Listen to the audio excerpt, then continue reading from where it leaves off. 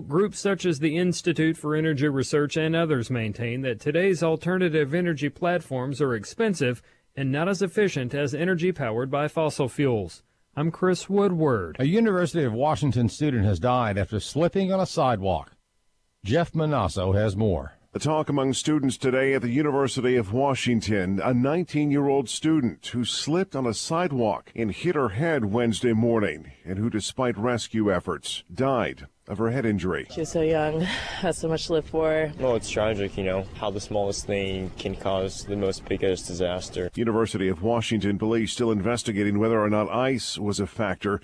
For the second time this week, public school teachers in a major city agreed to walk off the job unless they get a deal. Teachers in Denver say they're ready to strike Monday unless they can reach a last-minute pay agreement with school leaders. This after their new governor, who could have delayed the strike for up to 6 months, refused to intervene, saying it's in the interest of both sides to reach a deal now. At issue, teachers' salaries. The district pays bonuses for things like working in high-poverty schools or working in hard-to-fill positions, but educators want more in their base pay. Earlier this week, teachers in Oakland, California voted to authorize a strike there if their talks break down. Lillian Wu, Fox News. For American Family News, I'm Rusty Pugh. Pastor Joseph Parker. Obviously when things are going well, it's much easier to have an attitude of thanksgiving and praise to the Lord. But even when things are going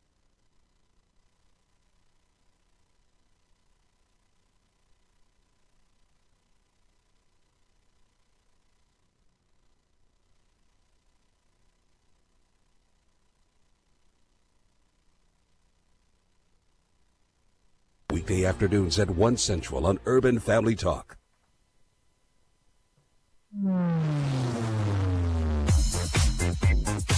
She's sharp, pointed, and insightful. This is Stacy on the Right on American Family Radio and Urban Family Talk. It's important to note I'm not a tribal citizen, and I should have been more mindful of the distinction with tribal citizenship and tribal sovereignty. All the things the Democrats say they can do if the government does more, we are doing by having the government do less. We must build a culture that cherishes the dignity and sanctity of innocent human life. We had a conversation on the floor last week, and I just noted you left out, so help me. Sorry. Do you want me to repeat the whole? I will repeat. I'd love that. Process. Thank you. And now, Stacy Washington. Welcome to the program. We have a lot to unpack today, and I'm so glad that we're going to be speaking with Kyle Sammin. He's a contributor to the Federalist, and he often joins the program to talk about really substantial issues that they're writing about over at thefederalist.com. And today is no different. His piece is entitled New York's New Law is Abortion's John C. Calhoun Moment. And this is so important for us to discuss because sometimes a cultural shift can take Americans by surprise. But I don't feel that the newfound furor that the Democrats' leadership has for abortion, even up until the moment of birth and possibly afterwards, is anything new. It's not actually new. It's just become more mainstream because Democrats are now really ripping the mask off and letting everyone know exactly what matters to them. It's really a lot of social programming. They don't have ideas that would help with the economy, that would help with jobs, that would help with kitchen table issues like medical care, medical costs, access to doctors. They don't have solutions for that. Everything is more government, less God. And so what we need to do is understand that and pick a side. We don't get the opportunity often to say, well, you know what? I'm going to decide this way or that way. Oftentimes, circumstances will kind of drive us in one direction or the other. And that's really a deception. It's a trick that makes us feel helpless and unable to control our circumstances. The truth is, we're always deciding. We're always picking and choosing. We're always judging. We're always, placing our individual opinions on one side or the other of every single issue that we encounter on a daily basis. And what I really hope that we can start doing is, I feel like if you're going to own it, own it. Wear what you believe in, like NASCAR members wear the shirts that say who's sponsoring them. Like NFL players never come out with just a plain shirt on in a color that doesn't match the rest of the team. You never have anybody on the field or the basketball court playing without knowing what team they're on. That's really what it boils down to. You have to pick a team. And it's not left, right. It's not Republican or Democrat. You have to pick the team that you're planning on spending eternity with. And it's so obvious when you put it in those terms. If we just frame it from the left-right perspective, if we just say it's about Republicans and Democrats, then it gives some wiggle room. Because think about it. How many people do we have on the Republican side who don't believe in a border? They think a wall is a medieval solution. How many people do we have on the Republican side who they're pro-life until it comes time to vote to defund Planned Parenthood? So it's easier if we just say, I had someone post on Facebook, really a nice person that I have nothing against, that we can't put religion into everything. What we have to do is look at it from the political side only. I disagree with that. Obviously, we're going to look at the political side. Politics is the tool by which we can make change in our government. But are you saying that we can't inject what the Bible says about it? We can't inject our Christian worldview? We can't say, you know what? My heart says, I just want people to not be uncomfortable, and I want them to be able to do whatever they want. So that's saying, you know, you have whatever abortions you're going to have. I'm just not going to bother with it because it's not my business. But the Bible doesn't say that. The Bible doesn't say, don't kill any babies unless it's inconvenient for you. Or, I formed you before I knew you, except those ones that the mom wants aborted, and then those ones I never knew. The Bible's really clear, and you can only have one. You can only have one side that you can pick. You can't pick both. You can't straddle the middle. You can't say, I'm an independent from what the Bible says. I'm independent from that. We can have whatever political affiliation we want, but when it comes down to right and wrong, we only get the two choices: right, wrong, truth, lies, honesty, deception. Those are the only options. And when we talk like this, a lot of people will say, well, that's Stacey, that's that whole rigidity. That's religious furor. That's fundamentalism. No, it's biblical. And the sooner we get our viewpoints correct, the sooner we're tossing off the mantle of, well, I'm just going to be quiet. I'm just going to sit back. I'm not going to say anything. I'm not going to offend anyone. The sooner we settle down and choose our side and begin to really advocate for that side, which is the side of truth, then the clearer it is for those around us. Because if we're all kind of just quietly going our own way and not wanting to offend anyone, we won't offend anyone. That's true. And it is a more popular position to take.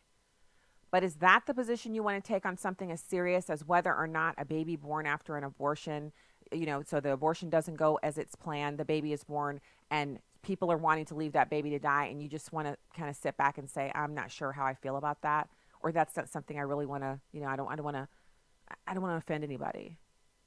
I think we know the answer to that. So we'll be speaking with Kyle Sammin next segment. We actually have our call lines open this whole hour. It's 866-963-2037, 866-963-2037. We're also going to talk about American millennials believing, over half of them believe that it's not okay to tell other people about your faith. That fits in with what I was just talking about. And then there's this amazing audio from Campus Reform. They sent a reporter out to a protest that was packed to the gills with Venezuelans. And these Venezuelans speak perfect English. They're in our country lawfully. And they had some warnings for the rest of us when it comes to dancing around with socialism. And I have a question for you as the listeners. I'm wondering if you guys think that maybe the problem that we have right now, because I noticed every news break, I hear the voice of Alexandria Ocasio-Cortez. Every time you turn on the television, she's there on some major news organization, TV station, something, spouting off drivel. And if she was saying things that made sense, or she was presenting new, fresh ideas or anything like that, I'd be like, wow, listen to this chick. She's taking the world by storm. But she's taking the world by storm with her idiocy. And we're letting her. So I'm wondering, do we place a moratorium on playing audio of Alexandria Ocasio-Cortez? Do we stop talking about her? Do we stop paying attention to her because she's too young to know, up from down, right from wrong, left from right? She landed in Congress by a fluke of the internet and social media. And are we giving her too much power, too much space in our heads, too much room around everywhere, really. You can't get away from her. She's on every homepage of every website.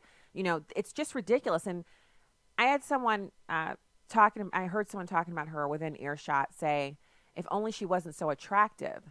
And, you know, the inference there is that really people are putting her out in the front of things because she's easy on the eyes. And that is true. If people who are more attractive physically do tend to rise to the top, it still takes work, but it is a phenomenon. Everybody likes looking at pretty people. But is what we're doing wise in allowing her to occupy so much of the public discourse on topics that she's clearly not prepared to discuss with any intelligence? So if you have an opinion on that, please do call in and join us. Our phone number here is 866-963-2037. You know we love talking to our listeners here at American Family Radio and Urban Family Talk. So I want to tell you really quickly, we are partnering with India Partners this week. And India Partners is a ministry that provides days of safety. They provide safe houses and food, clothing, medical care, everything to children in Mumbai's red light district. The number that you can call to give is 877-616-2396. We're asking for your partnership. $7.08 gives 1 day of safety. Our goal for each day is 1,000 days of safety. And we have made a nice dent in that today, and I'd love to have you partner with us this hour, 877-616-2396, or go to afr.net. That's my favorite way to partner up with any of the ministries that we're working with. It's so fast, so easy. afr.net. Partner with us to help rescue a child by providing a day of safety for $7.08. We appreciate you, and we're so grateful. As we're going out of this, I want to give you the opportunity to listen to one of the children speaking about this issue herself. It's SPG 3039.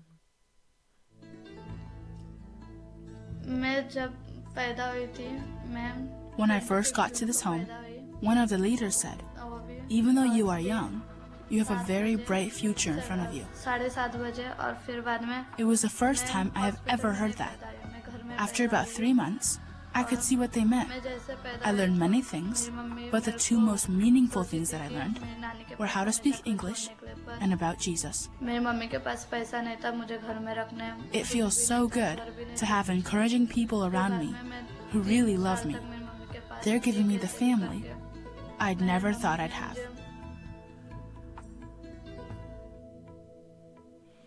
Thank you so much to those who have already partnered with us on this India Partners promotion that we're running. Thank you for doing that. And now I want to pivot over to President Trump receiving a national ovation, a standing ovation. He was at the National Day of Prayer, National Prayer Breakfast. So there's the National Day of Prayer, I think that happens in May, and then there's the National Prayer Breakfast, which is where leaders from Congress and pastors and everyone else, they come together and they hear some speakers, they hear music. Chris Tomlin was the music for today. He's a Christian contemporary artist. And so the president actually got a standing ovation at the National Prayer Breakfast, which was this morning. And he was talking about pro-life values, and he's got a lot of passion on this issue. And I hear his heart on it. I understand where he's coming from. But I find it interesting because, remember, Donald Trump is the one that everyone talks about, you know, his marriages, his personal life, his mistakes that he's made in the past. And they act as if God can't use him. But I want you to listen to him here because we know that God can use anyone, and he will. It's not a matter of if he can. It's who he chooses to use. Let's listen to President Trump. It's number 5. Part of our commitment to building a just and loving society, we must build a culture that cherishes the dignity and sanctity of innocent human life.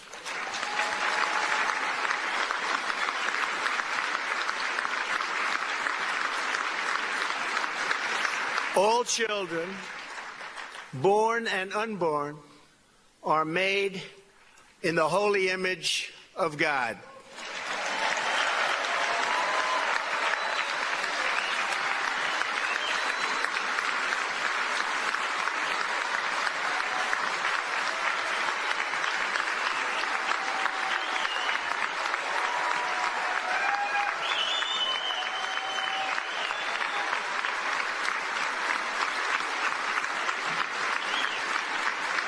Thank you.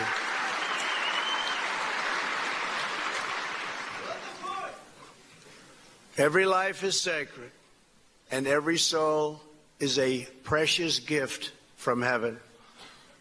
As the Lord says in Jeremiah, before I formed you in the womb, I knew you. Before you were born, I set you apart. So it's good to hear the President of the United States quoting Bible verses in support of his stance on an issue. It's fantastic to see him, reiterating the point he made at the State of the Union, just a day later, 2 days later, in this address to the National Prayer Breakfast. I have already tweeted out the link to this, and I'm asking for congressional members, and this includes Democrats, to consider why it is that taxpayers have to be forced to support abortion through Planned Parenthood. It's not an issue of whether they personally feel it's okay to support Planned Parenthood.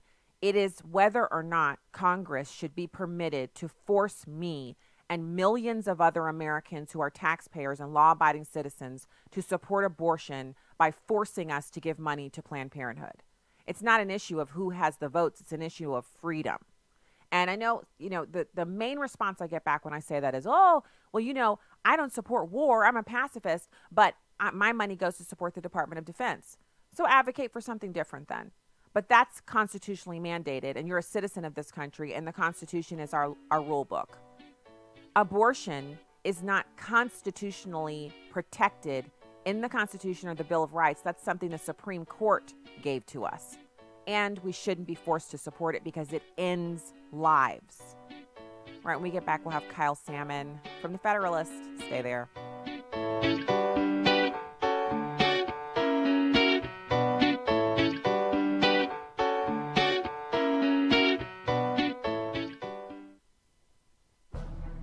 Hello, I'm Tim Wildman, president of American Family Association and American Family Radio. On our Spiritual Heritage Tour of Washington, D.C., we go to the Supreme Court. That's one of the places we go on day one, and we visit the inside chambers.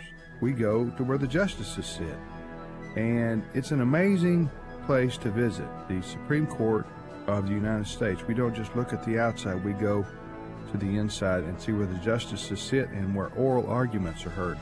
So that's just one of the places we visit. On one of the days, we're in Washington, D.C., and we also go to Mount Vernon, the home of George and Martha Washington. So we're going in September. June's full. September will be filling up soon. If you want more information on this Spiritual Heritage Tour, go to spiritualheritagetours.com. That's spiritualheritagetours.com. Hi, I'm Crawford Loritz with a Legacy Moment. Some years ago, I gave leadership to an event that I felt strongly about. In fact, I still believe it was of God. But a dear friend and colleague in the ministry who had partnered with me in a number of ventures up until that point felt strongly against it. As we worked through some of the issues, it came to the point where we realized that each of us felt so strongly about this that it would be best for us to go our separate ways. We didn't dislike each other. It was just a difference of opinion. And we are very good friends and even prayer partners to this very day. I learned a very important lesson going through that experience. Not every split and not every disagreement means that damage is done to the body of Christ. Here's that famous disagreement that Paul and Barnabas had. Take a fresh look at Acts chapter 15, verses 39 and 40. And there arose a sharp disagreement so that they separated from each other. Barnabas took Mark with him and sailed away to Cyprus. But Paul chose Silas and departed, having been commended by the brothers to the grace of the Lord. They split. They separated. Paul felt very strongly that Mark was not ready. Barnabas felt very strongly that he was and that he just needed some encouragement. God separated those guys, and because they went their separate ways, the cause of Christ and the impact of the kingdom were multiplied. Here's what I want you to remember today. We have to listen and do what God is telling us to do. Sometimes we'll follow different paths. We may not end up with the people we started out with. That's okay. Don't reject those who feel they must follow a different calling. Love them, but you do your assignment. More information about the ministry of Crawford Loritz can be found online at livingalegacy.org. Join Crawford tomorrow for another Legacy Moment. This is Stacy on the Right with Stacy Washington on American Family Radio and Urban Family Talk. Welcome back to the program. Thank you for making your home at American Family Radio and Urban Family Talk, and thanks for being here today. I am really excited to speak to our next guest. It's Kyle Sammin, contributor to the Federalist. He joins the program often. Kyle, thank you for your time today. Thanks for having me, Stacey. Sure. So this subject that you've written about, and it's quite a lengthy piece. I'll put a link to it in the live stream and on the Facebook page. I think it's important for people to read it because you're drawing a connection between this new, it's like a real shift in the thought about abortion publicly, going from safe, legal, and rare, which was the mantra of the Democrats and of anyone who said, we need to have this so that women aren't unsafely having abortions in back alleys and with, instruments, yada, yada, yada. We've now seen a pivot to a new, different realm and world of thought in this issue. That's right, and it's I think it's a major shift because when we were talking about safe, legal, and rare in those days, it felt like everyone on both sides was, for the most part, aiming at the same idea, and that they hoped abortion was something that wouldn't happen, and that we on the pro-life side wanted to ban it completely, but those on the pro-choice side even were saying, we don't like it either, it's horrible, but sometimes it has to happen. And I think this past couple of years when we've seen this shout your abortion movement and all the kind of celebration that was going on after the late-term abortion bill in New York, it just feels like there's a real change, and we're not aiming at the same result anymore. They're saying this here is a positive good. This is something, there's nothing wrong with it. Okay, we're not trying to reduce them. We think there should be plenty of them, and it's a troubling shift for our country. It is because we have, like here in Missouri, we've made news because the Planned Parenthood, we have very few Planned Parenthoods left in the state of Missouri that are actual abortuaries. The pro-life movement here has been very effective in saying if you're going to operate a clinic, it needs to be safe. And Planned Parenthood doesn't really like regulations that make their clinics operate like a laser eye care center or something like that. And so we have one abortuary that's it's almost downtown in the city of St. Louis, and it has had almost 100 phone calls to 911 calls where they have to send an ambulance out and take a woman away from there to an actual hospital because of things that have gone wrong during the procedures. And they didn't want to share that information, Kyle. They actually stonewalled until the Missouri legislature forced them to share the information. And the stories around each call, they don't give enough information for you to really understand why they had to call 911, but they did it because obviously someone was at a point where they couldn't handle it and maybe the person might die. These are women who are going in there thinking that Planned Parenthood's really safe, and the level of trust that they have for it is connected to the fact that Planned Parenthood is funded by the federal government. Absolutely, and because half of the people in Congress are talking about it like it's a vital institution and that something that we have to fund and we can't do without, it gives it that impression of something, feels like, oh, it's safe, it's like a hospital, it's about health care. And there were similar, in my home state of Pennsylvania, there were similar problems with Kermit Gosnell's, he was an abortionist in Philadelphia who is now in jail for doing extremely late-term abortions, in which one woman did die, and that's the only reason that what he was doing there got exposed, because he had been operating for decades doing illegal late-term abortions in dangerous, unclean conditions. And people are just now starting to find out about these things. So there's that. There's the Gosnell. Remember, so Kermit Gosnell was the doctor in Philadelphia who was basically doing partial birth and post-birth abortions, delivering babies alive and then killing them. He's been sentenced to life in prison. He avoided the death penalty by simply saying, I'll stay in prison for life. But after his arrest and conviction, he went on the record and said, I will be vindicated. One day, what I've been doing all along, which there's no problem with it, will be lawful and people will be allowed to do this. Doctors, anyone will be allowed to participate in abortions and they'll be able to do it anywhere in the country. I'm right on this and everyone who's prosecuting me is wrong. And then shortly thereafter, it's not even been 2 years, you have Virginia and New York and other states trying to make what he did illegally lawful in their states. Yeah, and I think that's sort of what I was getting at in the article, is that people are being pushed to one position or the other, and a lot of what there used to be a moderate portion of that pro-abortion movement that at least was trying to make a compromise. And it seems like for a lot of them that they don't want to compromise anymore. They just want 100% their victory on this issue, and they're not even ashamed of it. Even when, when you talk about post-birth abortion, that should turn anybody's stomach, and yet they are shouting it and celebrating it. So let's talk about your connection to John C. Calhoun and the moment where you're you have a little blurb underneath the title. The piece is called New York's New Laws, Abortion's John C. Calhoun Moment. The passage of New York's Reproductive Health Act and the jollification that followed it mark a turning point on abortion, just as John Calhoun's speech did about slavery. A lot of people, I know for myself, I don't remember everything I learned in civics and history, especially, U.S. history back when I was in high school. So refresh us. How are these two things connected?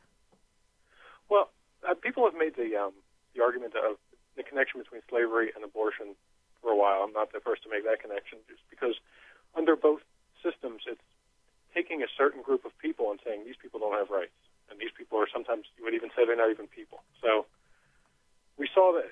That connection is kind of clear in history, but at the same time, the early debates over slaveholding in the United States, just like the earlier debates over abortion, there seemed to be people on both sides saying, well, look, we don't really like this. Just some of us want to get rid of it now, some of us want to get rid of it later. And some of those people were probably not telling the whole truth there. Some of them liked it just fine, but at least they weren't out there in public saying, this is great, we should continue this slavery system. They were saying, oh, it's not right, it's a relic of the past, we should try and get past it someday if we can figure out a way. And then we get down to about 1837, when all of the northern states have freed their slaves, and there's pressure on the South to do the same, and they're resisting. And Calhoun, who was a senator from South Carolina, and probably one of the leading advocates for that Southern nationalism and slavery, made a famous speech in the Senate saying that no, they did not actually think this was a necessary evil. He called slavery, quote, a positive good, and gave a big speech about this was the only way that the two races could live together. And from that point on, that was the position of a lot of Southerners. And it reminded me of this shift in the abortion movement, where they're no longer even pretending that they want the same thing as the North. Just like the pro-life and the pro-choice are no longer aiming at the same result.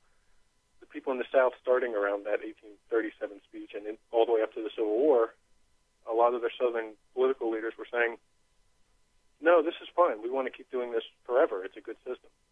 And that at that point, it made the Civil War almost unavoidable, because there was no longer any room for compromise. People in the North are saying, we have to get rid of this slavery. And the people down South, at least the ones who were running the show, said, no, we actually love it. It's great. And between those two sides, there was no longer any way of compromising within the Union. And it had to result in 100% solution for one side or the other, which fortunately, the North prevailed in that, but there was no guarantee of that at the time either. No, and I just want to be clear here, because sometimes slavery can be a way for people to kind of sanitize what the practice really was. It wasn't just the ownership of people the way that we own our pets and we own cows and goats and chickens and things like that. It was the ownership of people to the point that those people could be used for sex. They were raped. They could be separated from their families. And if they ran away, they could be brought back and tortured to within an inch of their lives. They could be maimed. They could have limbs removed, fingers, toes, whatever removed. And none of those things were illegal. So it wasn't that people were owned, but they were happy and they were jolly and they were just working for these people who were like their family. It was literally the complete and utter subjugation of people by other people for profit. And if you look at the similar... Yes, go ahead, please. Yeah, just taking an entire segment of humanity and taking away all of their human rights. And then the correlation that we see between this and abortion is that you have another group of people, unborn human beings, who are not just being aborted as a clump of cells. They're being aborted at stages of the pregnancy where they can feel pain. So it is a torturous death. And their body parts, the body parts of the dead babies, are being sold even to our own government to use for whatever purpose, meaning that these babies are being treated like property as well. That's right. Yeah, there's a lot of parallels. Those are some of the things I was thinking of when I wrote this. So, what is the answer here? Because you just kind of, in speaking about this and the history, when you talk about there being only once the South said, you know, we've changed our mind, we like this, and we don't see an end to it. And we've seen the same kind of talk from abortion supporters where they're not saying safe, legal, and rare. They're saying shout your abortion, be proud of it, have as many as you like. It doesn't mean anything. They don't call the unborn children fetuses anymore. They call them babies. And they're now talking about aborting children after they're born. And, of course, that's not an abortion. That's infanticide. But the language that they're using has changed dramatically. Where do you see this going? Well, I mean, I don't think it's going to devolve into a shooting war like the Civil War was, because I just think that's not how we work anymore. But it is going to have to come to a point where we decide we can't, the House can't stand divided against itself, as Lincoln said before the Civil War. We need to, at one time, I think there were a lot of people who said, well, I'm pro-life, but maybe I should go back to the states and each state should decide.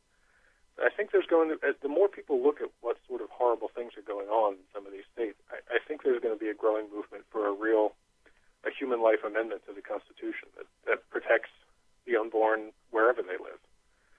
And I just, when you see this sort of complete divergence of views, it feels like it has to end in a complete victory for one side.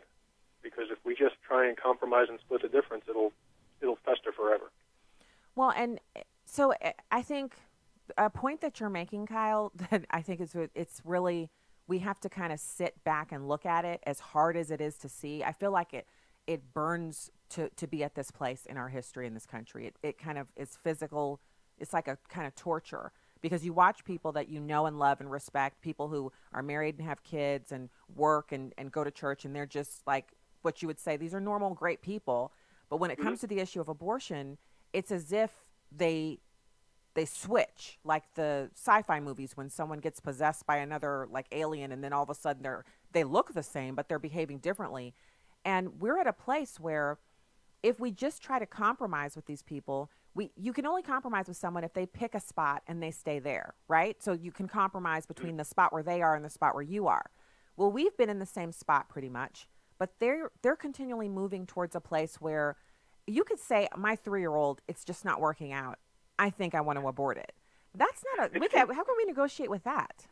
It's getting that way. And I think, in the long view of history, I think 100 years from now, our great-grandchildren are just going to be appalled at the sort of things these legislatures in New York and Vermont and Virginia were doing. I mean, because it seems so obviously horrific that, I guess if you're not invested in the politics of it and the fundraising of it and all the connections of Planned Parenthood and whatnot, if you're removed from that and you step back, you must say, God, that's horrible. How could people have, just like we do with a lot of things in history. Yeah. When we look back hundreds of years and we say, how could people have thought that way? Well, and we're going to come to the same place.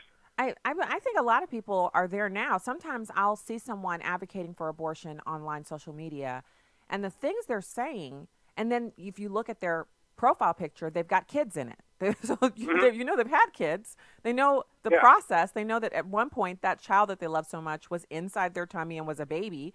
So it's like you're wondering where the disconnect is. I agree with you. I don't think there'll be a shooting war, Kyle. I don't think that we're going to have a civil war on abortion, but I think we're going to see states where they're already trying to do this. They're going to have states where abortion is literally the law of the land, like New York, possibly Virginia if their elections in the fall don't go well. And other states will be abortion on demand states where you can literally bring a kid into the state and kill it and call it abortion, and that'll be your thing. And then there'll be other states where you won't be able to get an abortion lawfully, kind of as a reaction to that by people saying, you're on that side, we're on this side. This is a pro-life state. Do you think that will be somewhat of the compromise that we end up with? I keep trying to figure out where this is going. It may be. I mean, and if we ever see Roe versus Wade overturned, that could be a legal situation that could exist where one state does it one way and one state does it the other. And maybe that's where it'll lie. I mean, that's certainly the only... It's hard to see any other kind of compromise unless... Or I can't see any other kind of compromise. There are other solutions where the whole nation has to accept one way or the other. They're all difficult. I mean, I can't... You look at how many people are on each side, it's hard to imagine completely banning it nationwide as much as... I mean, I would think that's a good idea, but I don't know that I represent a majority in that thinking. You know, I think what people... you suggest sounds like what might turn out. Well, I think there's this thing where people say, I'm just being reasonable, and I understand that no matter what we do, even if we completely outlawed abortion as a country, there'd still be doctors who would do it. There'd still be people who would do it to themselves. And so to be reasonable, we should still allow it to some point. And those people would say, you know, I'm just not willing to go to a place where we're fighting a war or we have some kind of divided country over this. But I don't actually think there's a stopping point for the left once they say what they've said recently, which is, if a baby's born, then the baby could still be killed because that's still abortion. That's where we've gone to a place where it's like the part where, you know, you're negotiating and you realize this is not a negotiation anymore. I think the piece that you wrote is excellent, and it's worth going through the historical, like you got to go through it and understand our history to see where we are now. Thank you, Kyle, for the piece and for your time today. Appreciate it. Thank you, Stacey. All right, talk to you again soon. It's Kyle Sammin, contributor to the Federalist. We'll be taking your calls when we get back on any topic. I especially want to hear from you about the interview with Kyle and also, well, really everything. Ocasio-Cortez, all of it. We'll be right back with you in just a couple minutes.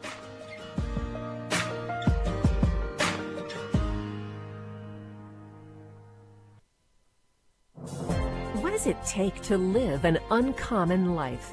Here's former Super Bowl winning coach Tony Dungy with today's uncommon moment. Have you ever asked yourself what your purpose in life is? Well, for me, it's touching lives, building a legacy not necessarily on the football field, but in those places that most people will never see, trying to be faithful in the position God has given me. I love coaching football, and winning a Super Bowl was a goal I've had for a long time, but it has never been my purpose in life. My purpose in life is simply to glorify God. I coach football, but the good I can do to glorify God along the way is my real purpose. I want to help people see the path to eternal life through Christ. We are all role models to someone in this world. Tony Dungy, author of the popular Uncommon book series. Discover more at CoachDungy.com. That's CoachDungy.com. Listen, do you really know who Jesus is? And let me help you to know who he is. When you think about all of these kind of false Jesuses that are floating around social media, you know the Jesus. You know, you got the ethnocentric Jesus, you got the political Jesus, left-wing Jesus, you know, all these popular Jesuses. But the question I think all of us need to ask is, will the real Jesus stand up? Please stand up. Please stand up. Tuned in to Equipped, weekday afternoons at 12 Central on Urban Family Talk.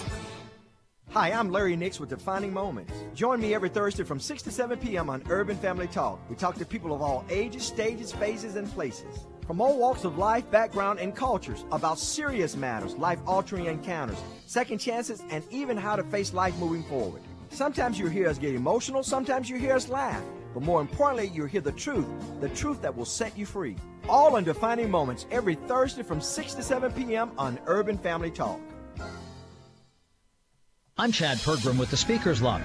Freshman Democratic New York Congresswoman Alexandria Ocasio-Cortez is one of the most recognizable figures in politics. She shocked the political world last year, upsetting longtime New York Democrat Joe Crowley in the primary. Crowley had an inside track to become House Speaker or Democratic leader. Today, people know more about Ocasio-Cortez than anyone ever knew about Crowley, despite his 2 decades in Congress. It's too early to assess Ocasio-Cortez's staying power. Is she a game changer? Ask in a few years. America's political coastline is flecked with the jetsam of flashes in the pan, one-hit wonders, and sundry political flameouts. And while Ocasio-Cortez is the star now, there is one certainty in politics, offered up by the Eagles in their song, New Kid in Town. They will never forget you till somebody new comes along.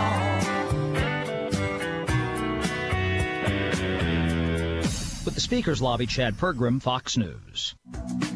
You can watch a live stream of the show on Facebook or YouTube at Stacy on the Right. Now, back to the show on American Family Radio and Urban Family Talk. What would be your message to young people that think socialism would be a good idea here in America? Look yourself in the mirror of Venezuela and Cuba. You do not ever want anyone, not even close to socialism, to come to this country. People are eating from trash bags in the street. So how has socialism actually helped the country? From the perspective of people who've lived through failed socialism, it's very hard to accomplish. Yeah, I don't think any Venezuelan can really like socialism because we've seen it put in place very well. It's not a game. It is not a game. It is not the route to go. It is not possible. It's not feasible.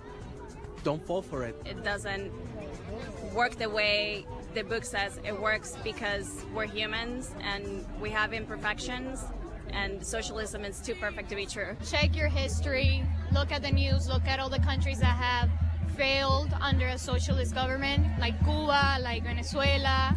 In Venezuela, socialism doesn't work. We've seen what happens when socialism kind of takes to the extreme. Bernie Sanders, as your enemy, do not ever get involved with this individual or any of the other socialists. We also thought that this could never happen in our country. We had a balance of powers, we had democracy, and we elected our leaders. People always talk about the Nazis and stuff like that, but nobody talks about the socialists and communism. It has killed probably more people than Nazis did. It's this big lie to people who are disadvantaged, and it just actually makes them worse off.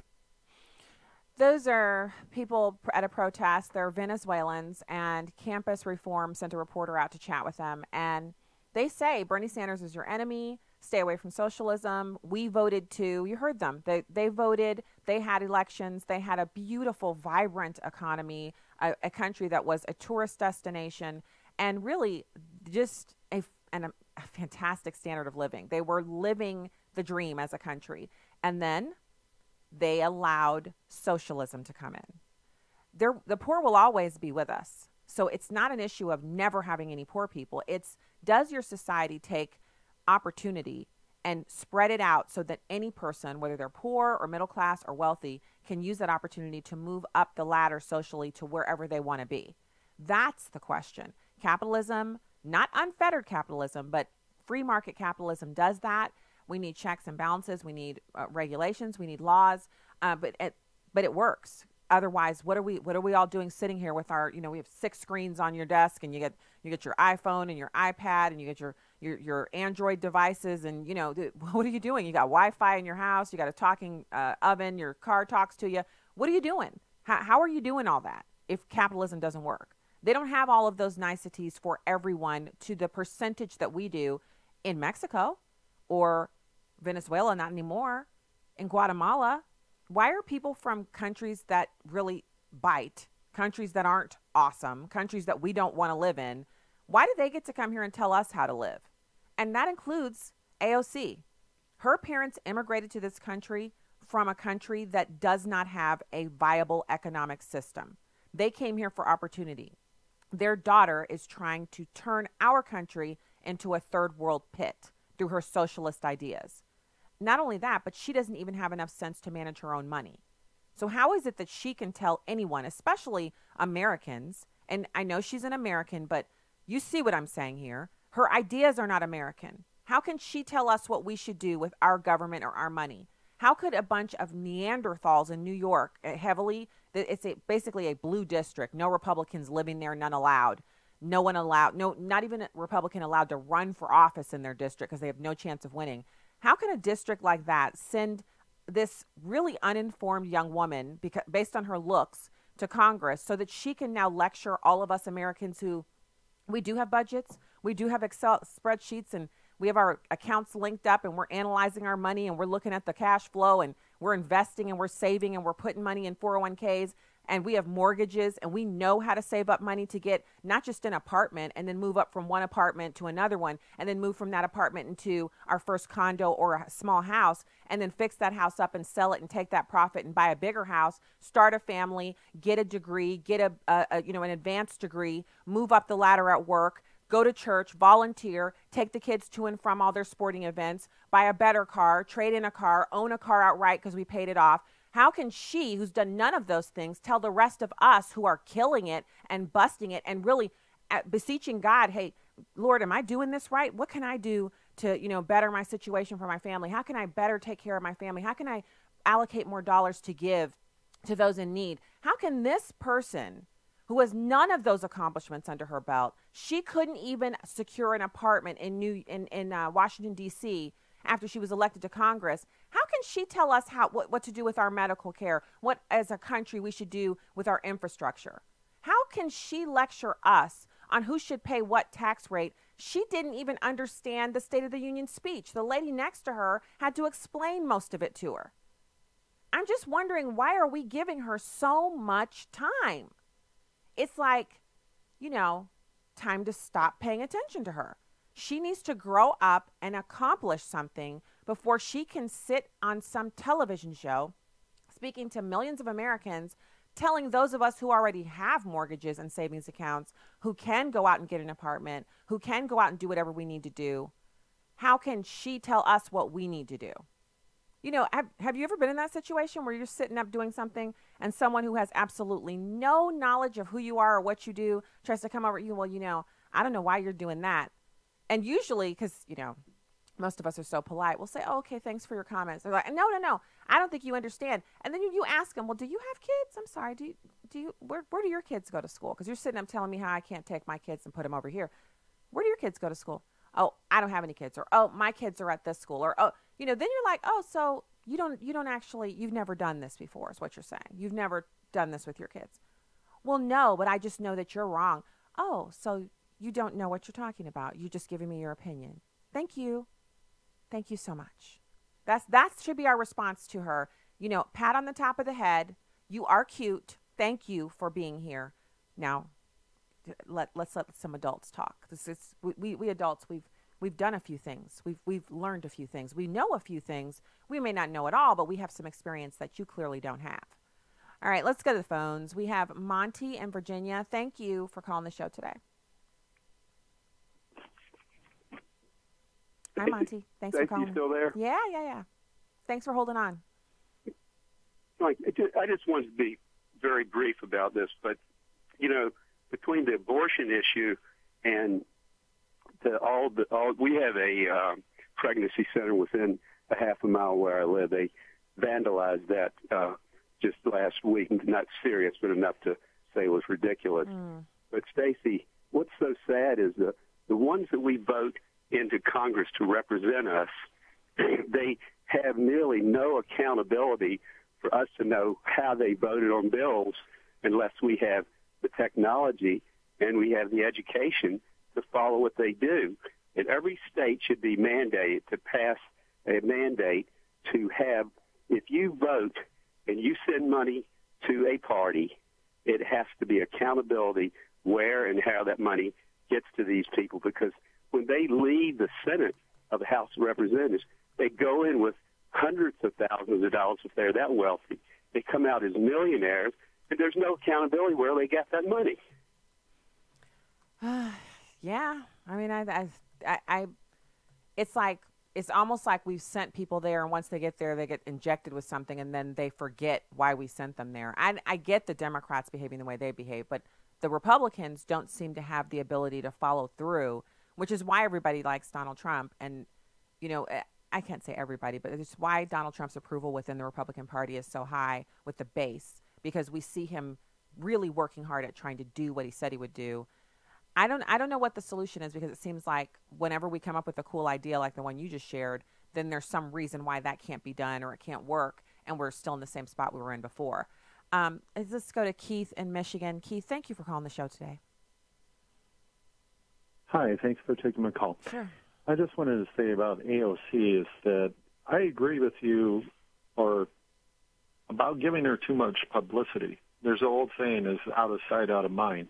If you give her a lot of publicity, she is going to be in the forefront and the foreknowledge of everybody that's going to be out there. So unfortunately, as a conservative, we might, and the news companies may stop giving her the publicity, but there's going to be the left-leaning media, which is just about everything out there, is going to give her all that publicity and all their notoriety.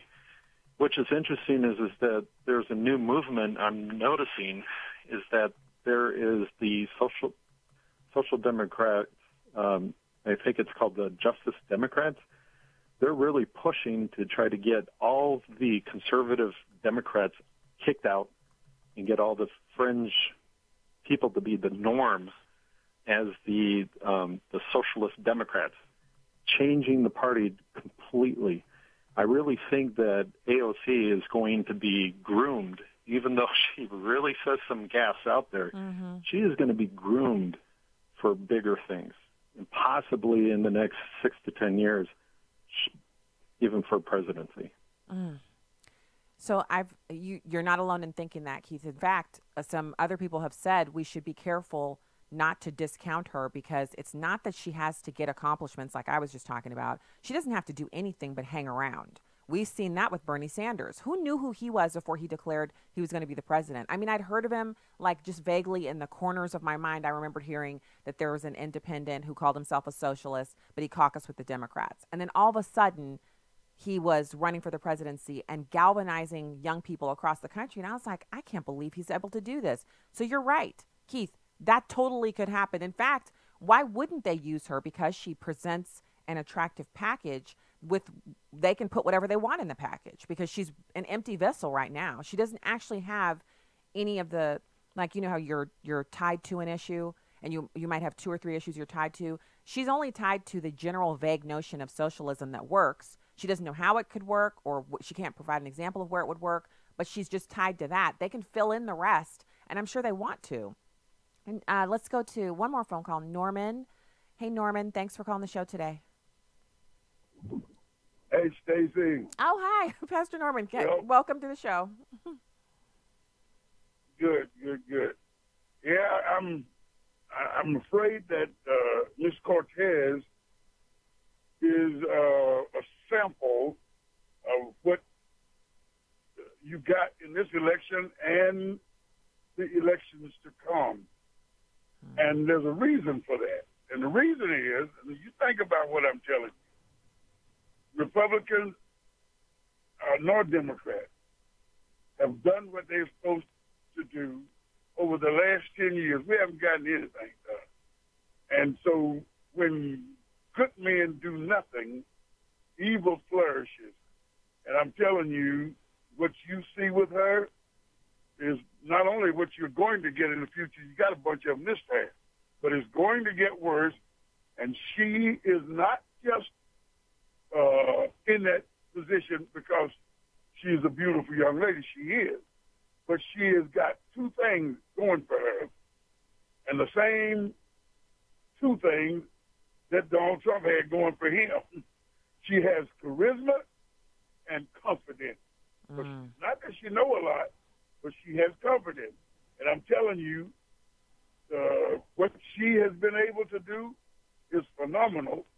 And they're going to go further and further in that direction. The country is headed in that direction. Now, I don't see a whole lot that we can do.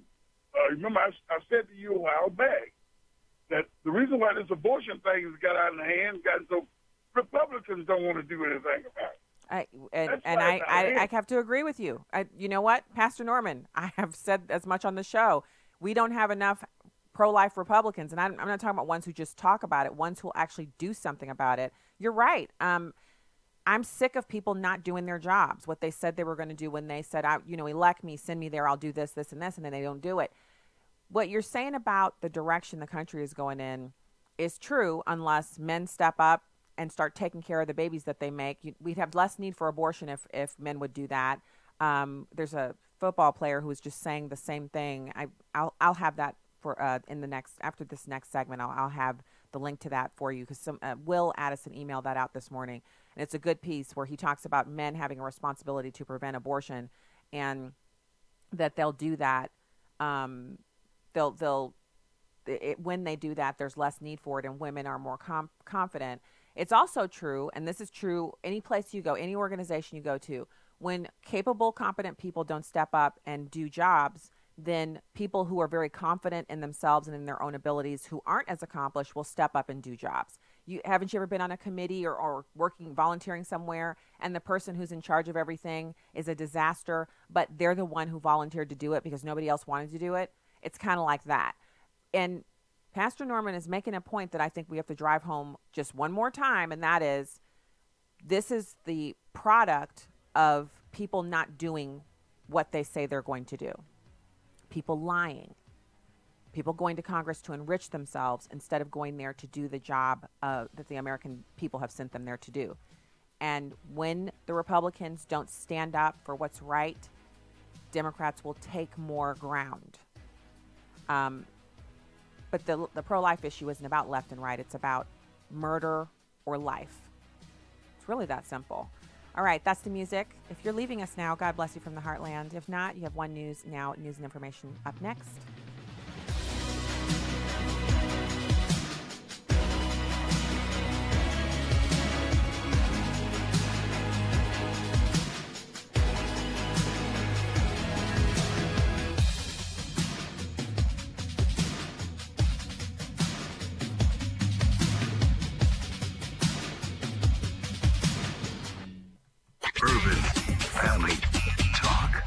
Family Talk. There's a lot happening around us. That's why Christians need to stand strong on family values and morality. Hi, I'm Ray Rooney, editor of The Stand, a blog from the American Family Association. The Stand has timely, carefully written articles on relevant cultural issues that you can quickly forward to others. Visit afa.net/The Stand. Truth, wisdom, empowerment. Urban Family Talk, a ministry of the American Family Association. American Family News, I'm Rusty Pugh. President Donald Trump told attendees of the annual National Prayer Breakfast today that he stands behind them. I will never let you down. I can say that. Never. Thank you. I'm honored to be here with leaders from across the country and all around the world who are all united by a shared belief in the glory of God and the power of prayer. And the president made an appeal to the pro-life movement. We must build a culture that cherishes the dignity and sanctity of innocent human life. President Trump asked Congress this week to pass legislation that prohibits the late-term abortion of children who can feel pain in the mother's womb. Chris Woodward spoke to one pro-life group that says it will be an uphill battle. The president's request came during his State of the Union address and after he acknowledged what he called the chilling displays our nation saw in recent days. Lawmakers in New York cheered with delight upon the passage of legislation that would allow a baby to be ripped from the mother's womb moments from birth. And then we had the case of the governor of Virginia, where he stated he would execute a baby after birth. To defend the dignity of every person, I am asking Congress to pass legislation to prohibit the late-term abortion of children who can feel pain in the mother's womb. Now, there is already legislation called the Pain-Capable Unborn Child Protection Act that would do just this, and it's been the top legislative priority for the last few years at the Susan B. Anthony list. But spokeswoman Mallory Quigley says they don't have the 60 votes in the Senate to put this over the finish line. And now with Speaker Pelosi dead set on a pro-abortion agenda in the House, it's an uphill battle for that legislation. But the good news is that 20 states have passed it, and that is building momentum eventually for us to be able to pass this at the federal level and in the meantime protect kids in the different states. I'm Chris Woodward. President Trump is denouncing House Intelligence Committee Chairman Adam Schiff for reopening an investigation into the president's personal finances and his ties to Russia.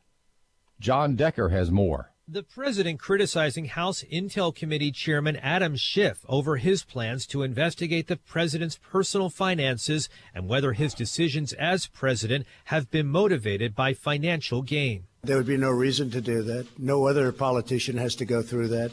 It's called presidential harassment, and it's unfortunate, and it really does hurt our country. The president tweeting today the Dems and their committees are going nuts. The Republicans never did this to President Obama. There would be no time left to run government. At the White House, John Decker, Fox News. Months after the deaths of two other officers, and the Milwaukee Police Department is once again in mourning.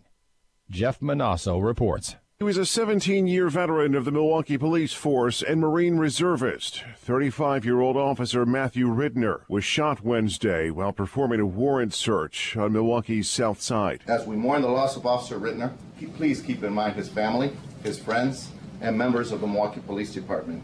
Keep them in your prayers. Chief Alfonso Morales, the alleged shooter, a 27-year-old man, is awaiting charges as the department prepares a third officer's funeral in 8 months after a 22-year stretch with no deaths in the line of duty. Jeff Manasso, Fox News. U.S. stocks sank in early afternoon trading, sending the Dow Jones Industrial Average down more than 300 points. The sell-off followed a slide in European markets as pessimism built around the strength of the global economy at upcoming earnings reports. Traders sought safety in U.S. government bonds, sending yields lower. European officials slashed their forecast for economic growth in the Eurozone this year, and the Bank of England warned that the British economy is set for its weakest growth in a decade. American Family News is online at onenewsnow.com and on the One News Now mobile app. I'm Rusty Pugh. Family is an institution set forth by God, one man and one woman for life, with the outflow being children produced by that union. It's obvious to all that there is an attack on the family in our country, and especially on fathers. Whether it's the cycle of sin that persists in our families or the pressure from our government to exclude men from being intimately involved, the strategic battle is on for the souls of men. Join us in the battle to strengthen fatherhood. UrbanFamilyTalk.com.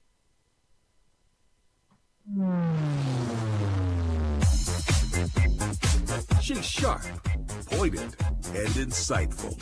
This is Stacy on the Right on American Family Radio and Urban Family Talk.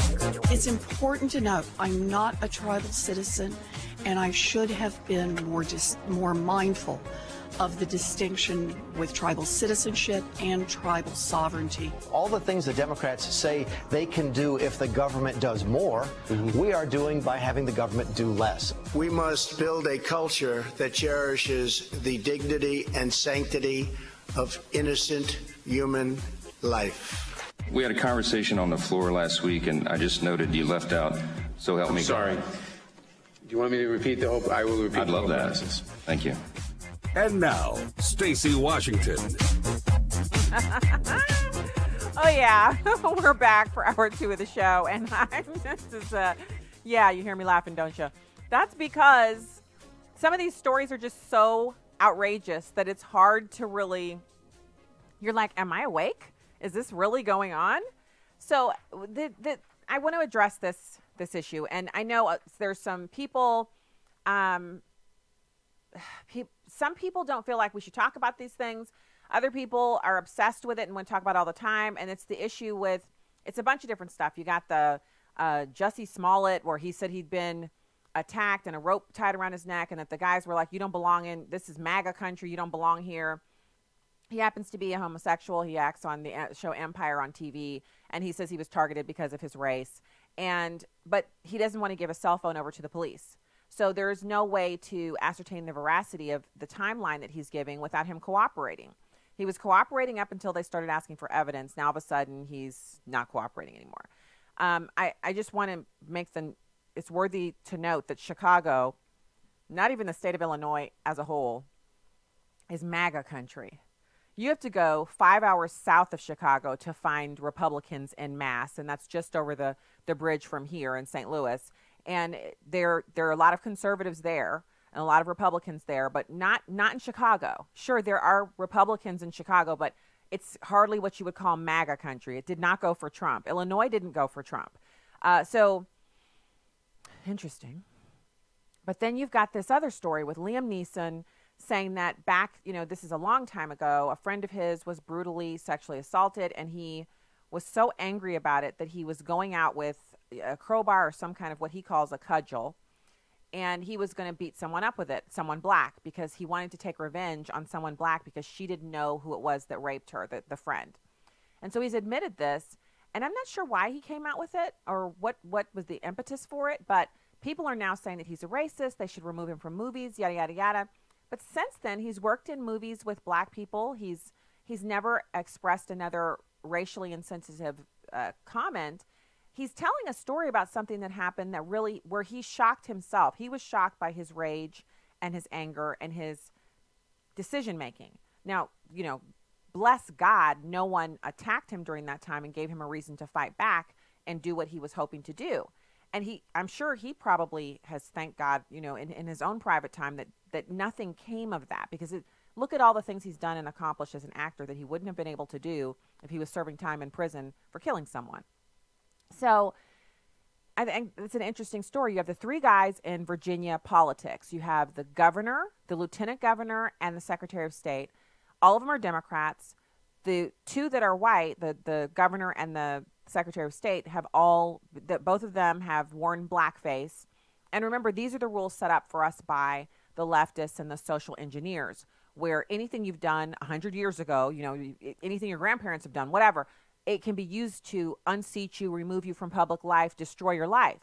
There's an interesting piece by a Persian guy he's an immigrant, and he lives here. He's so happy to be an American citizen. And he talks about how his liberal friends actually try to force him to own the victimhood mantle, where his regular friends who are Republicans don't have any, there's never any of that going on. If he makes a joke, it's a joke. It's not anything you say about anyone has to be racism, misogyny, sexism, homophobia, etc. And he says it's really hard to spend any time with his friends who are liberals because of this desire to make everything a war over a social issue. And so you've also got, and again, if they open this box up, and I really feel like it's already been opened, you have to believe every woman who makes a sexual assault claim. That's the lieutenant governor of the state of Virginia. He happens to be black. He's a Democrat. This woman said that he sexually assaulted her. She's now come out with a recounting of the night of horror and how awful it was. And he's, digging in his heels. He's saying he didn't do it. It was a consensual relationship. This is from back in 2004. Why is she coming out now?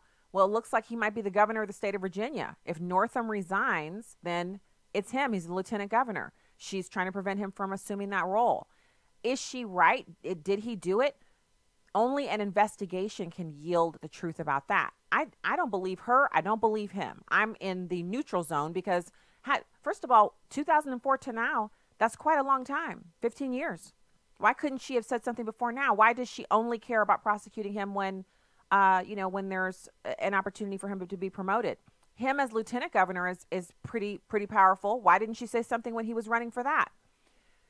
Again, she might have said, no, this is the last straw. He can't be the governor of the entire state. She might be telling the truth. I don't know. It's not my job to decide. But I am not of the mindset that a lot of Democrats put forward during the Kavanaugh hearings, that all women must be believed and due process is irrelevant. You're not innocent until proven guilty. If a woman comes forward, then you're guilty. I don't believe in that at all. So that brings us back to the blackface issue and the sexual assault allegation. That's all the stuff coming out of Virginia. And you have Joy Behar. Now, this audio you'll hear, this is from 2016. So at the time, Raven-Symoné and Joy Behar are on The View. There's some other people there. It's irrelevant to who else is sitting at the table. But they're having this discussion, and Joy Behar has a picture that she's prepared to discuss for the show because it's on the big television behind the table. The picture comes up, and it's this young, beautiful woman who's got an afro, a curly afro. Curly, like big curls, not tiny curls like a black afro. But, bear with me here. It's Joy Behar. And the first thing Raven-Symoné says is, are you part black? And so listen to this exchange and tell me, now is it time for Joy Behar to lose her job as well, since if you ever dressed in blackface, the current ruling mantra is you have to resign, you can't keep your job. It's number 4. In the New York Times, they had an op-ed piece in praise of naturally curly hair. They say that it's making a comeback. When Are did you it leave? excited? I've always had curly hair. That is Y'all a feminist statement. Huh? What do you... No, is that you, Joy? Oh, you know this picture. Oh, Joy, is that you? Yes. Joy, that is Oh, you? Yes. Joy, are you Wait. black? No, I know. Joy. I was so cute. How cute I was. Are you Mama T. Joy? No. That is me. Oh, my word. What year is this? Circa I what? was 29. It was a Halloween party. I went as a beautiful African woman. Oh, yes, you ain't black. But that's my hair. That's my hair. That, you can be, yeah, but it is. So the whole point of why it are is you that curly upset with hair me is now? coming back. I thought That is me. Did you have tanning lotion on, A Joy? little, I had makeup that was a little bit darker than my skin. It's going to fix it. But that's my actual hair. I love it, though. So Raven Simone is saying, did you have tanning lotion on, Joy? Do you hear what she's saying? She's saying, were you in blackface, Joy? Now, I gotta go ahead and go full disclosure here, and I hope people don't get triggered because I mean this in the I'm just telling you where I come from here. I think if it's okay for black people to dress up as, let's say you're into Star Wars and you want to be Princess Leia for and so you put on some lighter makeup so you can look closer to Princess Leia, or you just dress up as her with your own brown skin, whatever. Black people dress up as other characters in movies and television and from books, and we do it regardless of whether or not the person is the same ethnic background as we are. And sometimes when you're wearing makeup and you're trying to lighten your skin or whatever you're trying to do, you're doing that because you want to accurately represent this character. And so blackface, just to be historically accurate here, blackface is when white people would paint their skin black, tar black, and they would paint their lips red with red lipstick, and they'd make their lips huge. They basically a ring around their lips so that their lips were like 100 times bigger than they really were. And then they would put on this one specific Sambo outfit, and they would dance around and act in a very buffoonish way, very unintelligent, and they did that on television. And it was meant to mock blacks and to make sure that blacks knew that, blacks in society were not respected, it was mockery. That's blackface. It is not blackface if you are white and you say, I want to be Tyra Banks for Halloween or a costume party, and so you put on the light brown makeup that would make you the same color as Tyra Banks, and you put on a wig and you go as Tyra Banks. Now, if you're dressed as Sambo and calling yourself Tyra Banks, that's blackface. If you're putting on black paint on your face to represent black people, that's blackface. But simply dressing in a costume to, let's say you want to be that, is it Storm? Halle Berry was Storm in the X-Men. So the character Storm is represented by a black woman with a shock of platinum white hair with straight across bangs, like a model wig. If you're white and you want to be Storm from the action series, comic book series, X-Men, is that blackface? So this is where we go out of what makes sense, common sense wise, and we go into this, it's just this weird place where no matter what you're doing as a white person, like let's say you idolize Beyonce, to each their own. This isn't about whether or not she's a good person to idolize. It's the example because she's famous and a lot of people really, really like her, white and black. If you want to dress as Beyonce for a costume party and you put on the light tan colored tanning lotion, makeup, you put on some NYX, whatever your makeup of choice is, if you put that on and you come to the party as Beyonce, are you mocking black people or are you showing admiration and respect for someone that you like and maybe even wish you could be or be like? And is that blackface? That's where this conversation for me has gone off the rails. It's literally as if someone can say, my favorite singer is Beyonce, and that person is white. They dress up as Beyonce, and then they have to lose their job, lose their apartment or their house, lose all their relationships, be, driven out of town on a rail because they liked a character or a movie star or a singer who's black. And also, I think it's worth noting that white people wanting to emulate a black person who's famous, that is the epitome of what Martin Luther King was talking about when he was talking about society of equals, people judging each other on the content of their character, not the color of the skin. So the music is so good. again, I'm using Beyonce as an example, not that she's my favorite. The music is so good. The performances are so stellar. The saturation of the market is so complete. The hit records are so numerous that she has fans, millions of them, who are white. And if a female fan chose to dress as her, that would still be blackface just because you're not allowed to ever dress up like a black person. Remember Whitney Houston, how many fans she had? It crossed all barriers. She was universally popular in her early, first 3 or 4 albums she had. White people who liked her and might have dressed up as her for Halloween or a costume party, those people were practicing blackface. This is the problem that I have. It is fine to say that we find blackface racially insensitive or racist and repugnant. It's weird to say that you can't dress up as a different ethnicity when you're doing so not out of mockery, but out of a desire to basically show that you respect or admire, whatever the target is that you're dressing up as. If we are so basic and unnuanced that we can't delineate between those things, it's kind of weird, don't you think? It makes us basic that we can't delineate.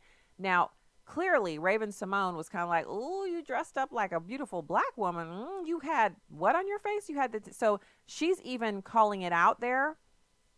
But is she right to do so? And that's the question that I have for people who are currently beating the bongo drums of people, In Northam's case, the image is him dressed as Sambo in blackface standing next to a member of the KKK. That's racist. That's something of concern. He refused to shake E.W. Jackson's hand when they ran against each other in a political contest. That's interesting and worth talking about. This other stuff, it's costumes. It's not mockery. What's the problem? All right, when we get back, we'll have Chris Woodward from OneNewsNow.com. Stay there.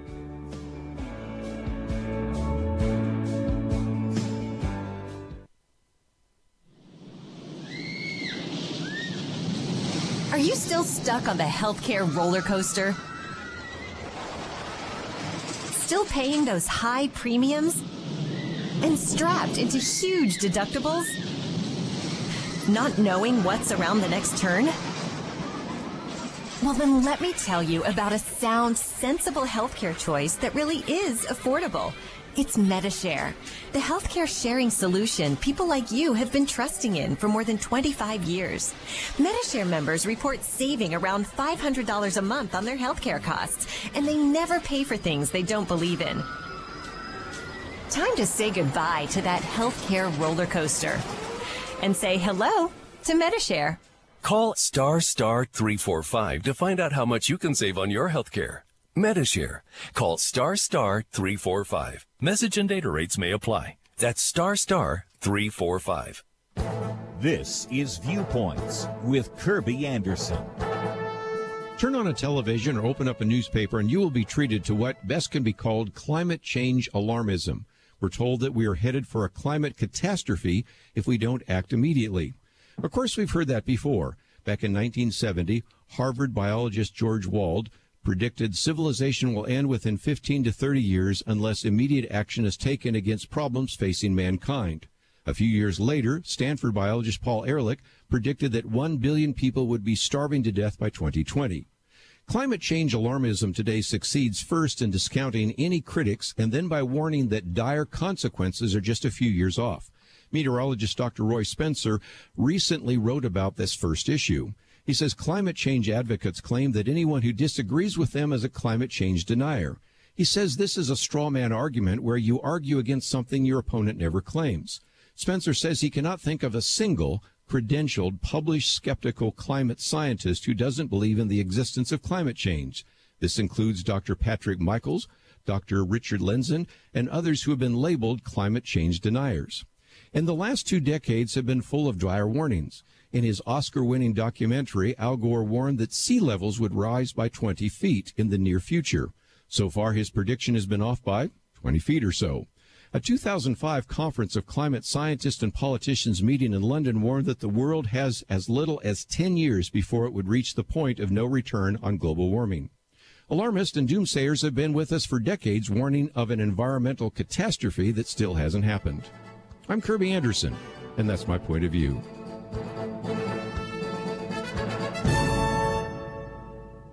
Take Kirby and the Point of View team with you on the go with the Point of View app. Search for Point of View Radio at the Apple or Google Play stores. Welcome back to Stacy on the Right on American Family Radio and Urban Family Talk. Hey there, welcome back to the show. And it's my pleasure to welcome our next guest on the program. We happen to have David Horowitz, and I'm so excited to speak to you, David. I know we had a little bit of scheduling things going on, but I reached out earlier today because I saw that you were available to talk about this subject, and I can't wait to hear your take on this. All right. So, talking about the blackface and everything that's going on in Virginia, especially with the issue being you've got the governor. The lieutenant governor is embroiled in a allegation of sexual misconduct. And then the next person in line to take over, should neither of them be able to do the job, he also has now admitted to wearing blackface, not dressing as another character, but blackface. What are we to make of this? Well, look, the Democrats have created this. The left has. We live in a gotcha culture, so that if you made a statement 20 years ago that, is frowned upon today, that can cost you your job, your career, your reputation. These blackface issues are ridiculous. This happened 34 years ago. They are racist, not just because they're blackface, but obviously the intent to do it at that time reflects a hostility towards black people. But still, it's 34 years ago. The guy, he served in the military, became a pediatrician. He's probably done a lot of good things for black people and other minorities. People change. People have a right to, I hate this word, but evolve. Mm-hmm. But, by the same token, the Brett Kavanaugh hearings, it's outrageous and disgraceful that an event that happened over 30 years ago between two high school kids, if it happened, should even be discussed today. But that's what we've come to. So I'm really happy that the Democrats' distress. They deserve it. For promoting this whole ridiculous environment where, just what I said. It's ridiculous. It is. But, I hope they all go down. Well, it looks like they might. The Democratic Party is today a racist party. Everything is about race and gender. In America, we believe in the individual, or have believed for 200 years until now, that you don't look at, you don't make everything as not a race issue or a gender issue. You look at the individuals.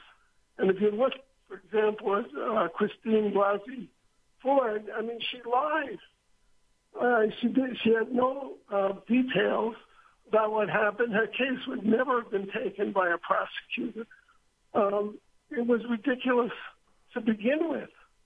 But you only know that if you look at the individual circumstances. When I say she lied. She told the committee she couldn't come to Washington because she was afraid of flying. Then under questioning, she admitted she flies all over the globe, surfing in Tahiti and places like that. It's true. If she lied about that, how can you trust her about anything else? Well, and we don't know the circumstances surrounding the accuser for the lieutenant governor.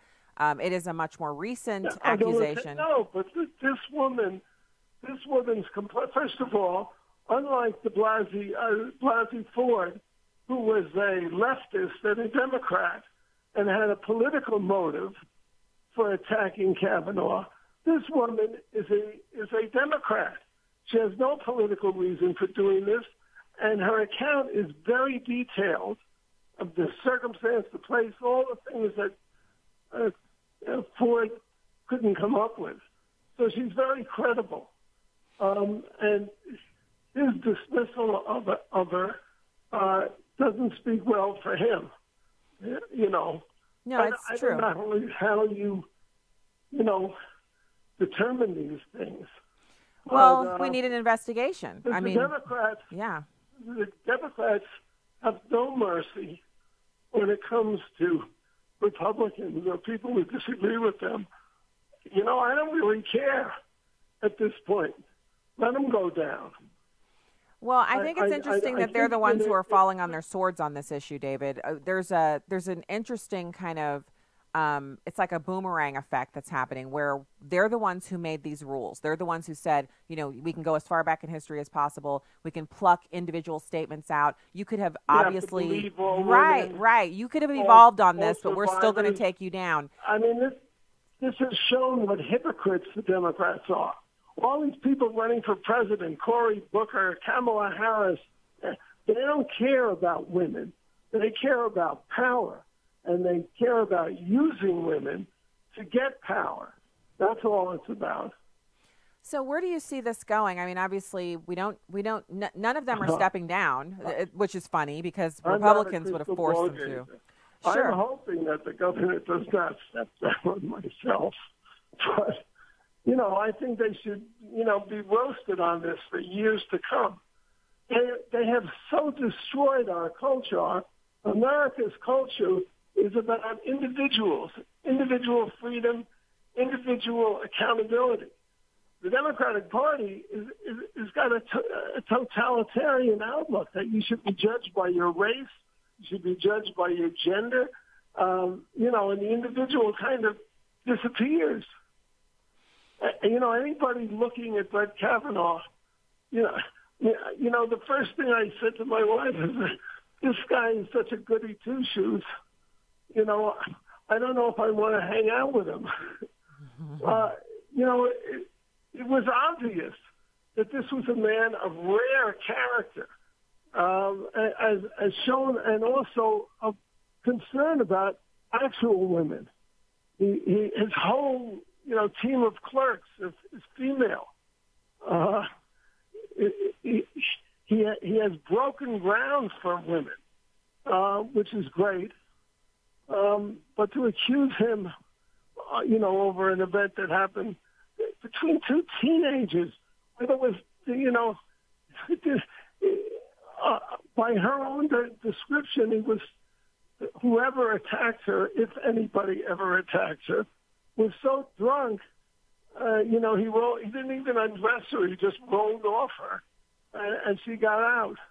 I mean, I don't believe a word of her story, by the way. Well, and I agree. The Christine Blasey Ford accusations are definitely something that we've debunked on the program, and certainly we believed Judge Kavanaugh, and we are so glad that he's on the court.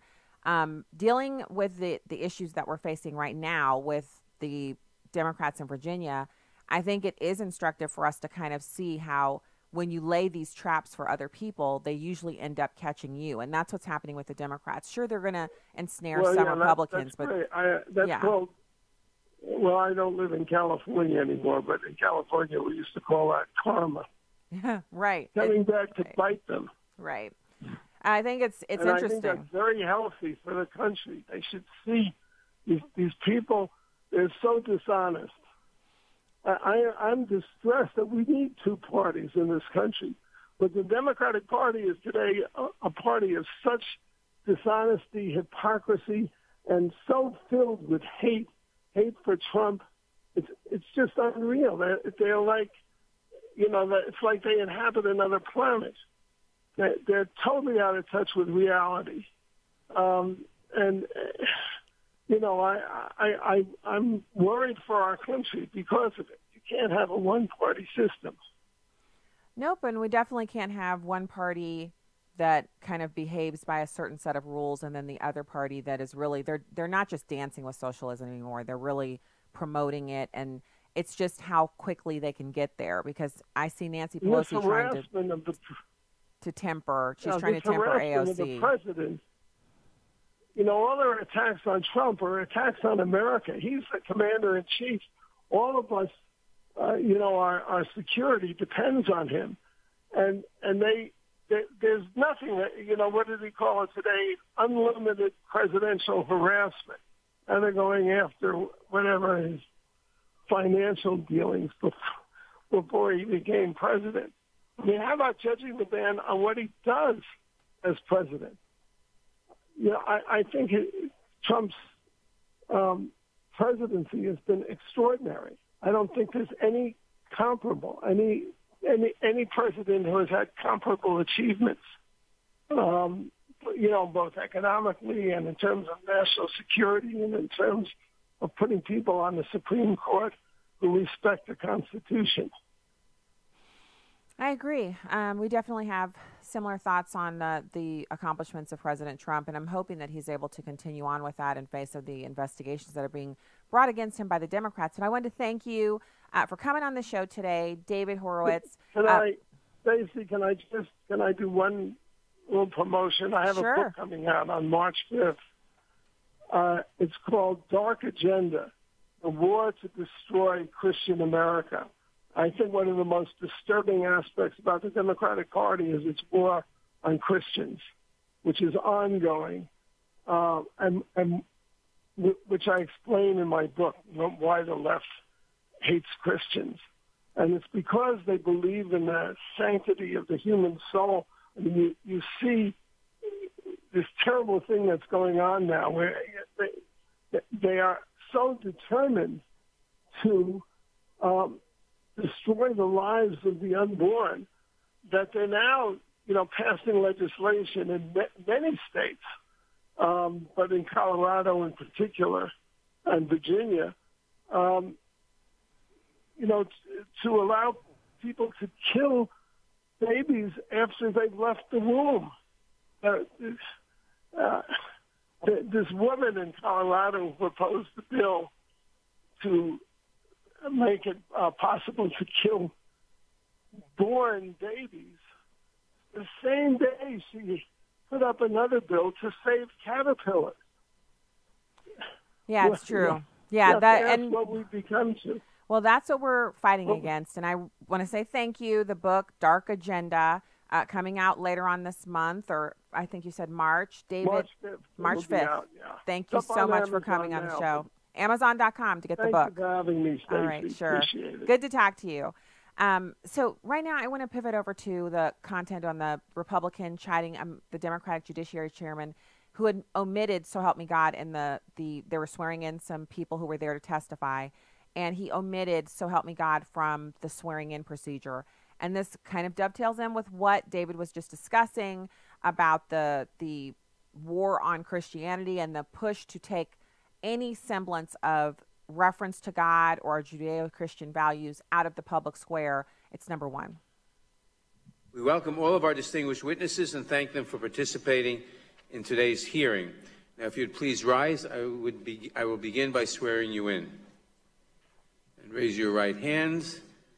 Do you swear or affirm, under penalty of perjury, that the testimony you're about to give is true and correct to the best of your knowledge, information, and belief? Thank you. Let the record show the witnesses answered in the affirmative. Mr. Chairman, point of parliamentary inquiry. On the end. Yes, sir.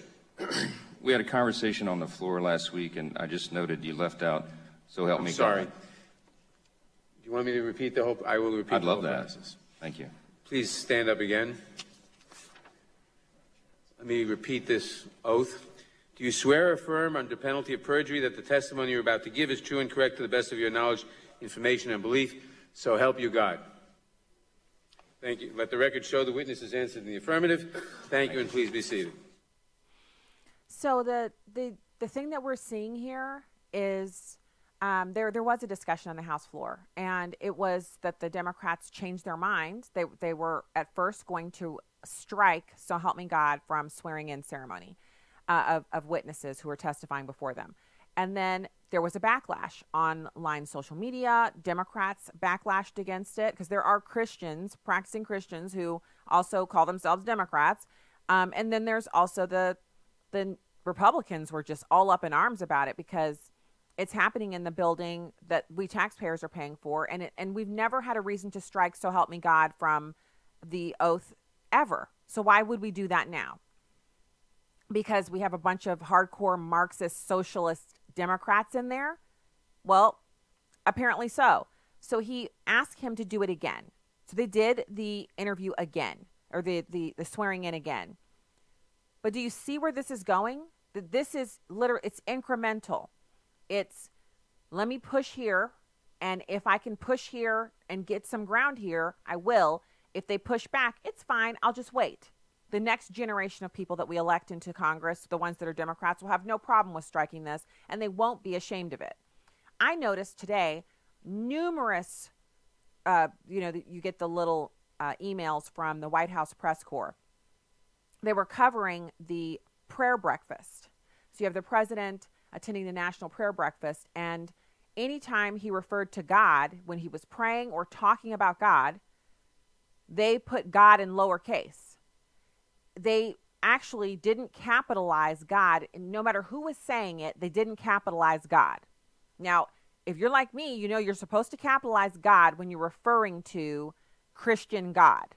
Now, if you're saying you treat that couch like it's your God, it would be lowercase. And these things are not, it's not like some grammatical thing I'm making up, or this is accepted practice within people who are English speakers and writers. But these young people who now cover the presidency for the White House press corps from all of these news and media organizations, they don't capitalize God, even when they know the person who's speaking is speaking about Christian God, the God we worship and serve, who the name is always capitalized because it's a proper name. All right, when we get back, we're actually going to have another guest, Chris Woodward. Stay right there.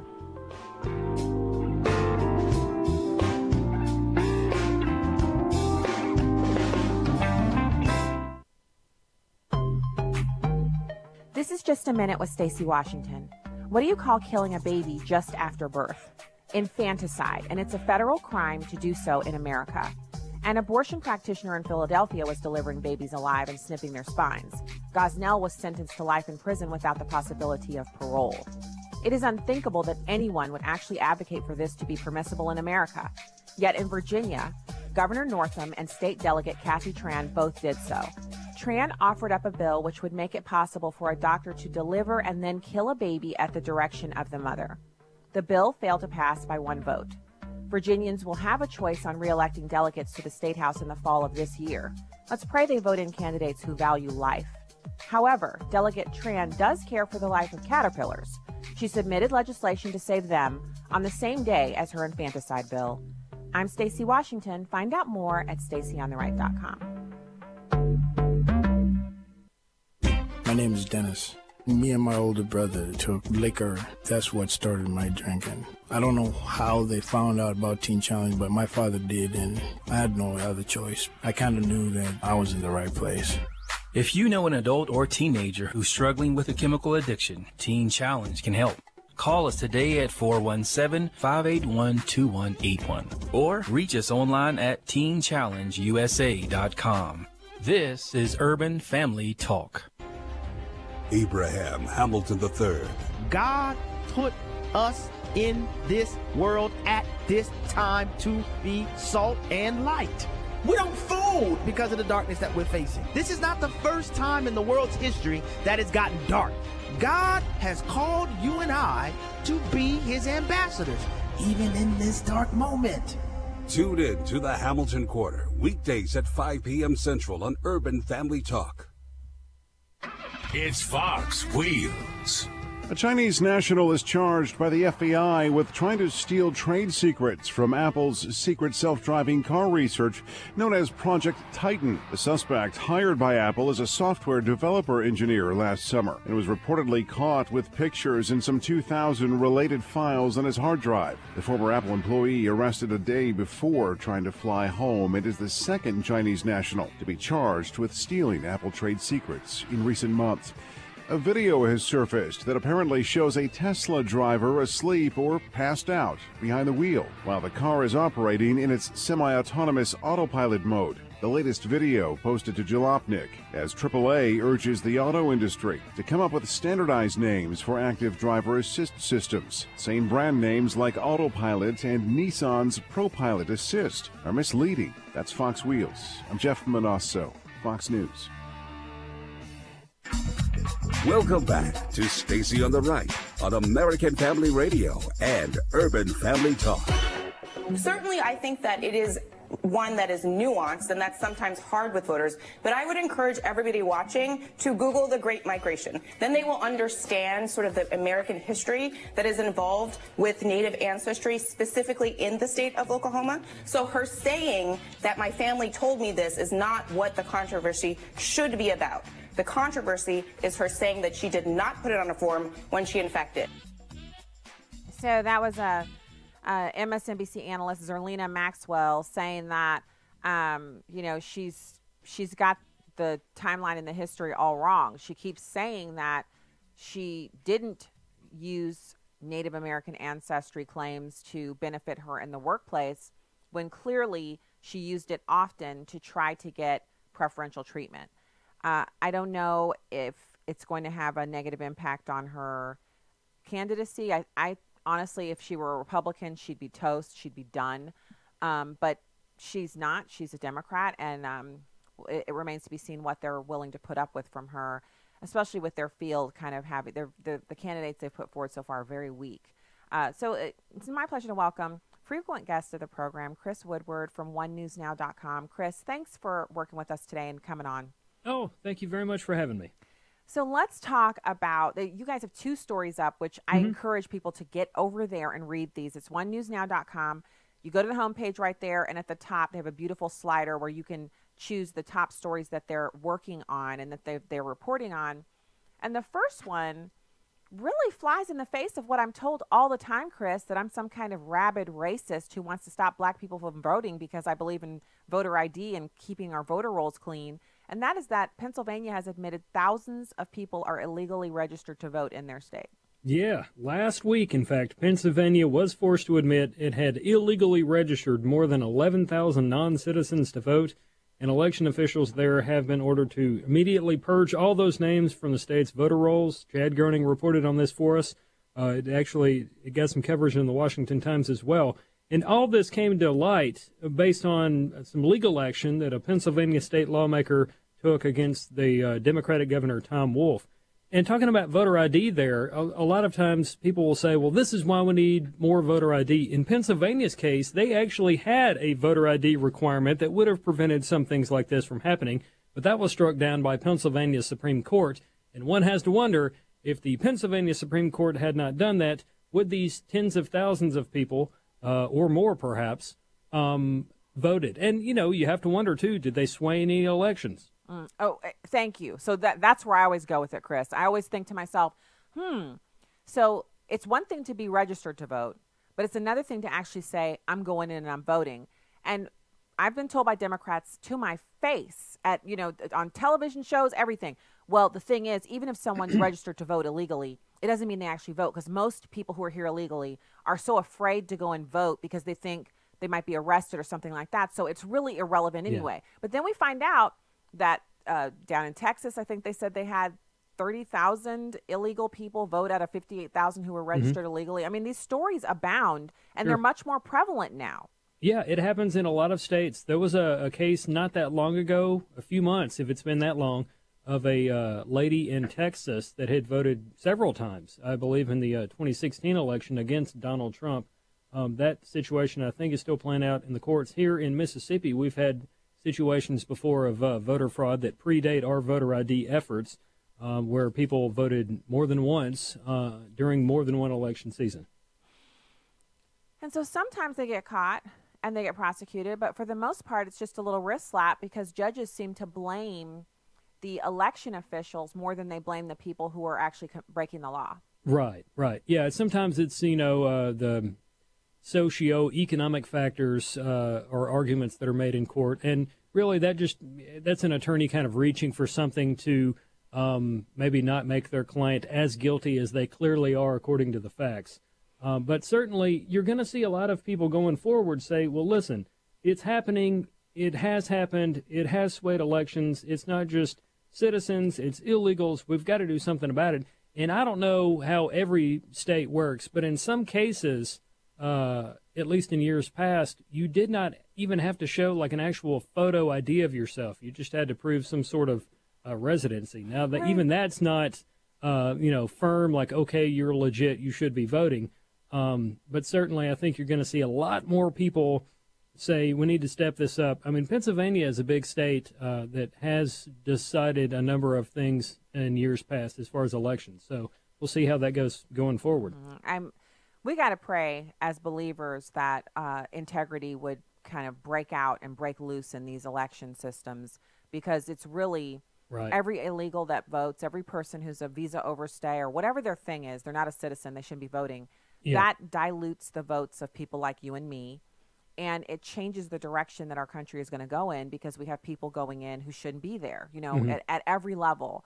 And some of these elections are decided by 1,700 votes at the local level, maybe, 30,000 or 80,000 at the national level. And we've seen voter fraud in greater numbers than that. Right. Well, and, one of the things, too, an argument that was made for voter ID a long time ago, someone had told me, look, I drive myself to the place where I vote, and I'm supposed to have my driver's license with me to operate a vehicle, so why is it a big deal if somebody asks me to show ID? And certainly there are places, urban areas, where there's a lot of mass transit or, public transportation, subways, trains, things like that, and people do live in areas where they don't own a car. But more often than not, when you try to cash a check or you try to do some sort of financial transaction where the other person wants to protect themselves, they often ask to see an ID. So more often than not, you have some form of photo ID on you. Why is that a problem if somebody wants to make sure that, you are who you claim to be, so you don't mess this election up for the people that are trying to run and win that office? Well, unless the reason that people don't want to show it is because they're cheating. And I think that's really honestly what it is. I'll never forget the video. I think it was by, his first name's Ami or Avi. Oh, why can't I think of his last name? He's a great videographer, and he just goes out on the street and talks to people. Okay. He went out and was talking to people in New York, and he caught, how in New York you're just going to see people walking by. So he was just literally, as they were walking by, he got a bunch of black people. And they're just walking by individually. This is literally, he just turns the camera on, sticks the mic in their face, and he says, hey, people are saying it's racist to ask you for voter ID at the polls. And they all said, they were like, well, why? He said, well, because black people don't have as much access to the government systems to get ID as other backgrounds do. So it's not fair to you. She said, I'm a New Yorker. I don't leave the house without my ID. If the police ask me who I am, I need to be able to show ID. I'm a New Yorker. She said, besides, how can I check out books? How can I buy alcohol? How can I shop without my ID? If I'm buying something, I might need my ID to prove that that's my credit card. She's like, who's saying that? And he was like, Democrats. So she was like, no, that can't be right. Every one of them had the same reaction. They all had their IDs on them. They were all strolling in New York City down the sidewalk. And he asked white people. He asked, so it wasn't like he just asked black people, but it's a video that really proves most people think this is a silly argument. Yeah, well, and I always bring it back to this. Democrats, a lot of them tend to be pro-abortion, okay? And so it always boils down to a life issue with me. If you are someone in public office or you're just a private citizen and you don't have a problem with the murder of a baby, you don't have any scruples. So therefore, you'll tell someone what you want them to hear. You'll massage the truth to try to get your point across and to make people believe you that something like voter ID is bad. And on so many other issues. The point you're making works on a lot of the issues that we're currently fighting. You don't have a problem booing God at the Democratic National Convention or some other place if you don't have a problem with abortion, or you don't have a problem saying, you know, Christianity is wrong or whatever, you know, whatever you want to claim to some federal appointee or something like that. Or that you don't have to say, so help me God, when you're taking an oath, which, you know, that's the part that makes it, what gives it teeth. Well, you know, and one of the things that bothers me, and I've talked about this probably more times than the guys in the newsroom want to hear, it bothers me, you know, Nancy Pelosi was in the news this week because she cited a Bible verse that's not a Bible verse. Yeah. And she was talking to Christian college presidents and things of that sort. Why is it wrong for me to want to live by my faith, to live what I believe Scripture tells me to, and to share my Lord and Savior, Jesus Christ, with other people? And you tell me that's wrong, but then you, Nancy Pelosi, want to try to quote a Bible verse, or actually in that speech, if you go watch more of it, she says, Christ our Savior. And, you know, President Trump ended the State of the Union by saying, God bless America. Stacey Abrams ended the Democratic response to the State of the Union saying, God bless America. Why is it wrong for me as a private citizen or a football coach to pray after the end of a game or something like that? Why is that wrong? But then when you want to make your little political points, you can tout Jesus or bring out somebody with a white collar on and try to get your point across. It's not fair. Chris, I'll tell you why it is. Because they're trying to get votes when they do that. Yeah. So if you're not trying to get votes, how dare you try to exercise your rights under the Constitution? You don't have free speech.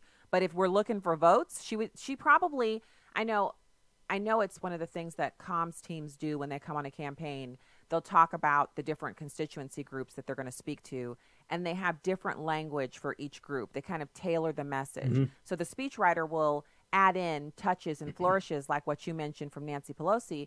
She wants credibility with audiences that might be more religiously minded. Then she'll say, God bless you. You know, she'll pepper her language with that. She'll even say, well, our Christian faith, you know, tells us we should do, and then she'll advocate for abortion. I mean, if you're dumb enough to accept it, that's on you. She's going to do whatever the comms team told her, add this language in that works well for this group, or you need to say something like this because the president has been invoking God, and God doesn't just belong to him. We can invoke God too. It doesn't matter if they're right or if they're godly. It just matters that they want to use the language. That's why it's up to us as Christians to be very, very sharp and very, very sensitive to people perverting their language or perverting the Bible or using the Bible and Scripture for their own aims. It's a deadly sin for them to engage in, but it's still our job to make sure we can see it. Yeah, and actually know what Scripture says. I mean, you know, kind of use this as, you know, Nancy's when she's trying to quote from the NPV. You know what know what the Bible says, and apply proper context to it. Well, and also, so Chris, can we agree that we don't have an excuse anymore? So let's say this was 20 years ago. You and I are both old enough to kind of, you know, we can say 20 years ago. Right. 20 years ago, if someone quoted something from the Bible and you weren't sure, like you got this little feeling in your mind, like, I know the Bible, I don't remember that one. So I'll look that up later when I get home. Or maybe I have a Bible in my car, I'll look it up there. Or you had to go find a Bible to look it up. Yeah. And nowadays, you have your phone right there. All you have to do, it's so cool. It's one of the things that I think is the saving grace for us all having these screens and all the problems that we have with that, is that you can literally type in just 3 words from any scripture, and the search engine, it doesn't matter which one it is, will pull up every Bible verse that's like the most popular ones first, and then all of them. So you can scroll down and you can say, she said da-da-da-da. Okay, so it could be this scripture, or it could be that one, or it could be none of them because it won't come up. But there's no excuse for us anymore. If someone is standing up on a podium talking to you, and they say, you know what, the Word of God says, and then they rattle something off, it is our job to quickly just pull our phone out. It's not rude. Look it up.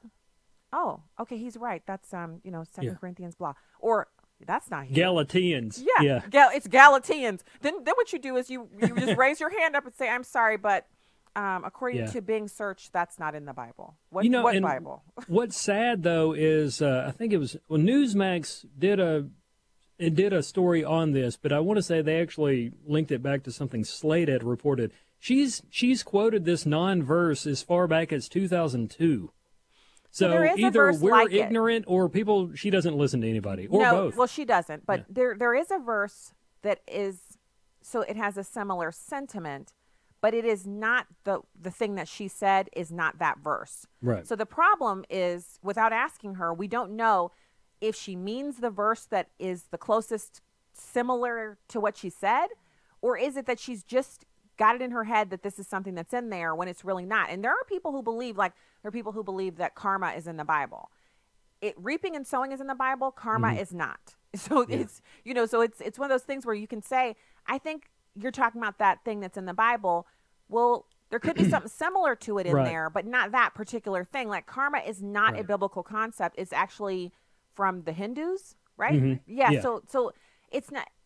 I don't blame her. Like when you're in a speech mode and you're saying something, and then you go back and correct it later. Right. You go back and correct it later. But she, as you said, has been drumming this home for decades. So clearly she just doesn't know the Bible at all, which isn't shocking. She's not allowed to take communion because of her stance on abortion. So it's not a surprise. Well, it brings us back to all the more reason why you yourself should know and, know what the Lord says, know what thus saith the Lord is. Don't go with whatever the radio host or the politician or somebody told you. Actually get in the Word yourself, study it often, listen to it, because there's apps that you can listen to audio versions, but get in the Word. Chris, perfect end to the show. It's our responsibility because God's not going to ask me what Nancy Pelosi said. He's going to ask me what I studied and what I said. That's right. And that's what we need to be concerned with. Thank you for your time today. It's always You're great welcome. to talk to you. OneNewsNow.com. Fantastic content over there. Get over there and check it out. God bless from the Heartland, everybody. Citizens, I'll be back with you tomorrow.